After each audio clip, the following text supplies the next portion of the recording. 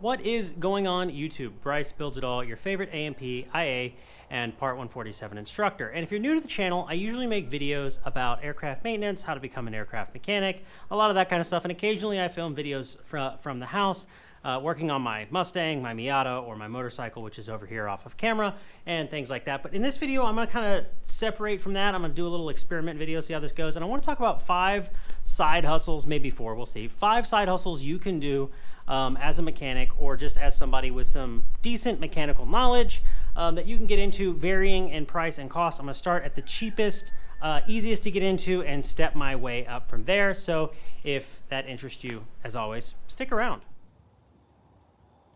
I do want to start by apologizing for any loud wind noise. It is quite windy today. It hasn't been really windy the last couple days, but for some odd reason, the wind has kicked up today. And I'm going to preface this video by saying that some of the information I'm giving you here is from personal experience, and it will depend entirely on your market, where you live, what kind of things are available to you, and so on and so forth. I live in Texas, so for me, what works might not work for you, and I'll actually give you a personal example of that here in a minute. But the first side hustle you can do that I see a lot, or that I've even delved into a little bit, is trailer restoration and flipping. Now, when I talk about flipping, I don't like it when people go and just troll Marketplace all day for the best deals and buy the cheapest things they can get on Marketplace and then try to resell them for a higher price. When I talk about flipping, what I'm saying is buying something that's maybe not in the best condition, that's kind of rough looking and needs some work, maybe redecking the trailer, cleaning it up, putting a coat of paint on it, putting some new tires on it, really shining it up, if you will, and then reselling it for a profit. Now, there are some challenges with trailer rental and trailer flipping, or not trailer rental, trailer flipping, in that if you're going to flip trailers, you have to have a truck or something that can pull them. So maybe you don't have a truck, but at least a small SUV with a ball on it. Of course, you're gonna have to worry about the size of trailer you can pull. You might not be able to get a gooseneck if you, or actually you won't be able to get a gooseneck if you have a SUV, vice versa. If you have a half-ton truck, you're not gonna be able to get a gooseneck trailer either. So all things you need to look out for. But there is some good money to be made in flipping trailers. However, it can be labor intensive. And I will show you what I'm talking about, or I guess kind of show you what I'm talking about. When it comes to flipping trailers, like I said, you make your money when you buy. You always make your money when you buy. And I apologize for the wind, but this is my personal trailer. It is a Ranch King made right here in Texas. It is an 18-footer. It has 10,500 pound axles, derated to 8,400 pounds. So it's got 8,400 pound axles in it, or not 8,400, 4,400 pound axles in it. Really good trailer. The deck is in decent shape. I could probably seal this, maybe put some bed cover, bed liner on it, paint it, and then probably sell it. I only paid $1,700 for this because I bought it from a friend, but they sell brand new for like $4,000. So before you get into trailer flipping, and this is something that I will say on all of these, is check your market. Look at Facebook Marketplace. See what things are selling for around you. See what kind of good deals there are. Depending on your market, there might be lots of good deals. There may be no good deals. So you need to understand, is trailer flipping going to be right for you? It depends on the tools and equipment you have. If you don't have a saw, if you don't have a heavy drill, if you don't have a paint roller, you don't really have a good place to do this, or you don't have the space for them, then flipping trailers is probably not going to be right for you, which is going to lead me to my second thing. The second side hustle is equipment rental. Now, this is the one that I have quite a bit of personal experience with because it's what I do with that trailer that you just saw. I bought the trailer for me, like I said, from a friend. But I thought, well, I wonder if I can make a little bit of extra money with this thing since it's just sitting in my yard most of the time. And I listed it on Neighbor's Trailer. It rents for about $70 a day with straps and ramps and all kinds of stuff that come with it. But the problem is my market here in Texas is really saturated with a lot of people who rent trailers and a lot of people who have trailers. So it really doesn't rent all that often. And then people end up having to come out to me to get it, or I have to go drop it off, then I have to maintain it. So when it comes to equipment rental, trailer rental, and those kinds of things, there is decent money to be made, but I would caution you, depending on how saturated your market is, what kind of trailers you have. Car haulers rent really well. I don't have a car hauler. I would like to add one at some point. but I'm waiting for that trailer to pay for itself before I do that. But anyways, car haulers rent really well. 18-foot trailers with heavy axles and heavy-duty trailers rent really well. Dump trailers can rent really well. It just depends on where you're at, but I have observed a lot of headaches that come along with equipment rental. And I throw equipment rental because you could also be renting, like a tractor. If you have a tractor, you could rent your tractor out when you're not using it. But there's a lot of frustrations that come with equipment rental and trailer rental, between insurance, between keeping the equipment out, between delivering it, between making yourself available while you work a day job, and everything else. It can be very labor intensive, and dealing with customers and dealing with clients, one bad review sinks you. So it might not be something you want to get into, which gets me to my third thing. For my third one, we are back to flipping, and now we are talking about flipping lawnmowers or small engine equipment. Now, I say small engine equipment because power washers, lawnmowers, anything that uses a small one-cylinder four-stroke engine, flipping golf carts could be on this as well. But again, it comes down to your market. How saturated is it with people trying to do this?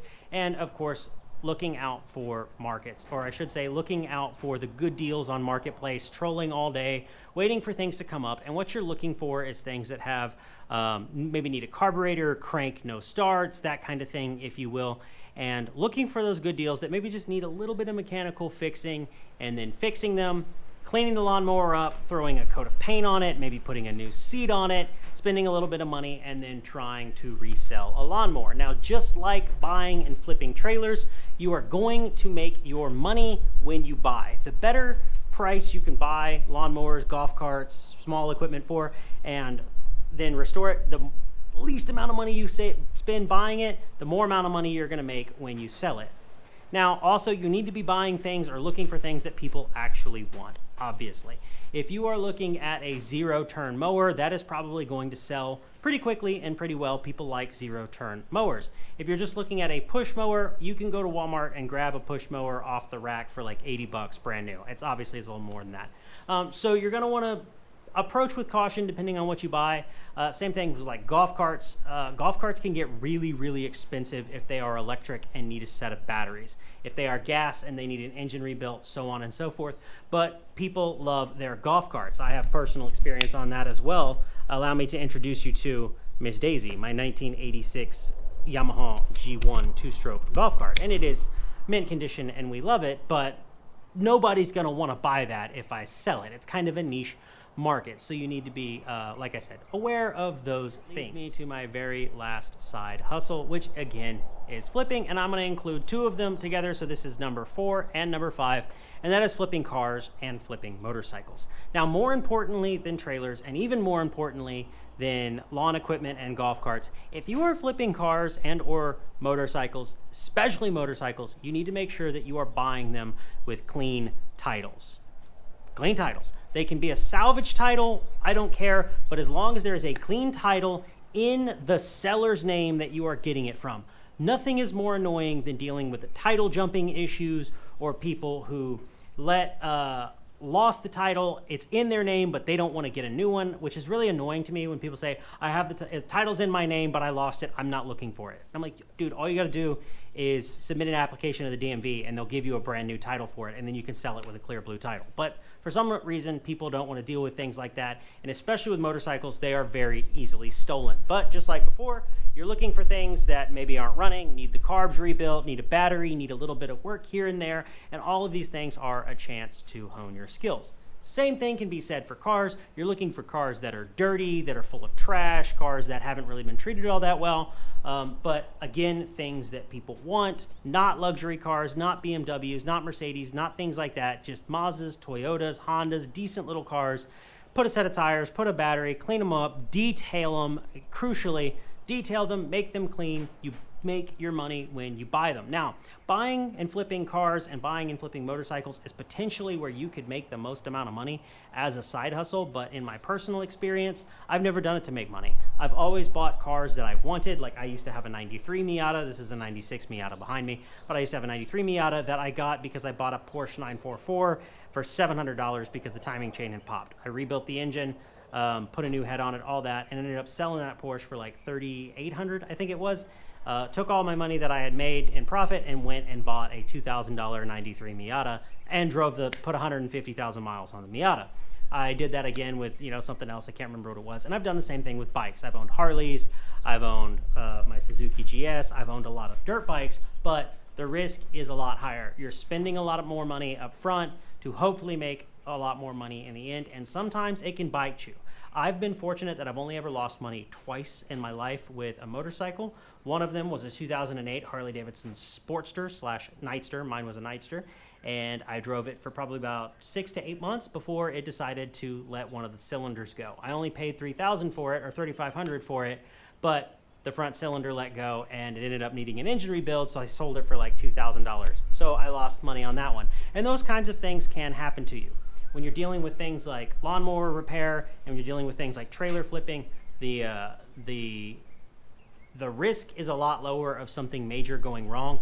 And when something major does go wrong, it's not going to be as expensive. Now, as kind of a synopsis of how much money you can make on all of this, that is entirely up to you. I've seen people do lawnmower flipping and trailer flipping and make an additional $4,000 to $5,000 a month. I've seen people that are lucky to maybe clear $500 a month. It all depends on your market, but if you are a mechanic, if you are mechanically inclined, and you have some tools at your disposal and you have some space for it, these are all things that you can do to make a little extra side money to help cover bills, whatever it may be, with your spare time. So if you enjoyed the video, as always, I ask that you leave us a like, leave us a comment, subscribe, all of that good stuff. And as always, go build something and be easy.